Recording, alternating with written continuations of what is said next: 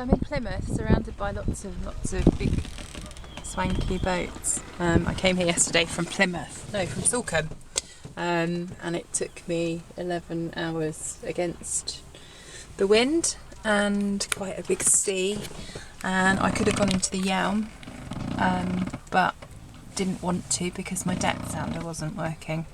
Now my depth sounder hasn't been working for a couple of weeks really, and the reason for that is it's let in water, and I had tried, I've just got a NASA Duet, and I had tried to dry it out, empty it out, and then kind of reseal the unit with some self-amalgamating tape and some, what's that, insulating tape. There's probably a better way, I'm sure some people will tell me, but I have come into Plymouth and decided to put a new one in, so I bought a new one. I've just bought the box because I'd already replaced the transducer and the log wheel, so it's just the box that needs to be replaced, I think. So this should come out fairly easy. It's quite a straight swap, and luckily I've used this push fit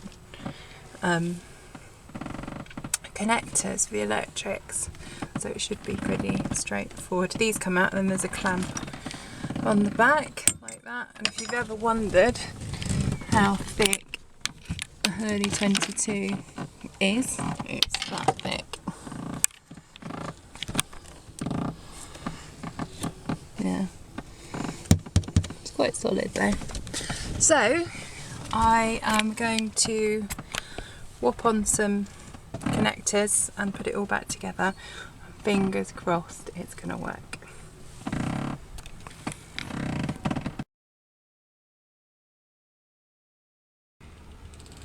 Shiny, shiny new. Looks like it's working, which is good. And you can hear the ticking and the squeaking of the fender. So this is the old one. You have a look at the circuit board here. I know nothing about electronics, by the way. It was a bit corroded because it was sat quite full of salt water. And I opened it, rinsed it out, and then put it on. Got some of these, which are silica gel bags, really handy on a little boat that gets wet a lot. So it sat in a plastic bag with a couple of them for a couple of days just to really thoroughly dry it out, and then I wrapped it up and dried it again. I put Vaseline on the connectors, but we never got that ticking.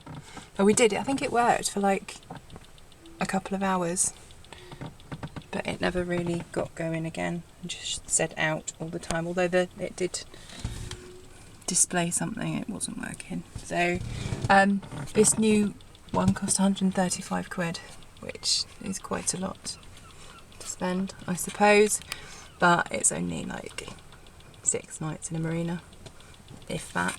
So if I can anchor for 6 nights, then it's paid for itself.